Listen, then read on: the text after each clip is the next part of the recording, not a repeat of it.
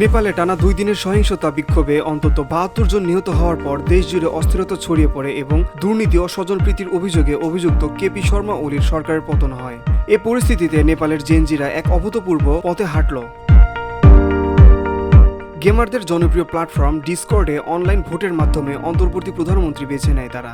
আল জাজিরার প্রতিবেদন অনুযায়ী আন্দোলনে নেতৃত্ব দেওয়া সংগঠন হামি নেপাল তাদের Discord channel youth against corporation এ ভোটের আয়োজন করে।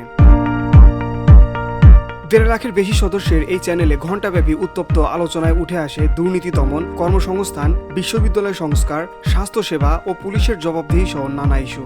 অবশেষে ভোটের মাধ্যমে সাবেক প্রধান বিচারপতি সুশীলা কার্কিকে অন্তর্বর্তী প্রধানমন্ত্রী মনোনীত করা হয়।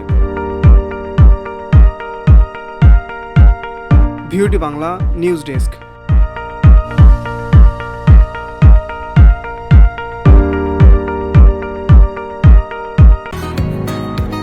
বসুন্ধরা, উত্তরা, বনশ্রী, কুড়িল ও বাড্ডা সহ রাজধানীর বিভিন্ন স্থানে অভিজাত ও অত্যাধুনিক মানের ফ্ল্যাট কেনার এক নির্ভরযোগ্য প্রতিষ্ঠান প্লেজেন্ট প্রপার্টিজ লিমিটেড।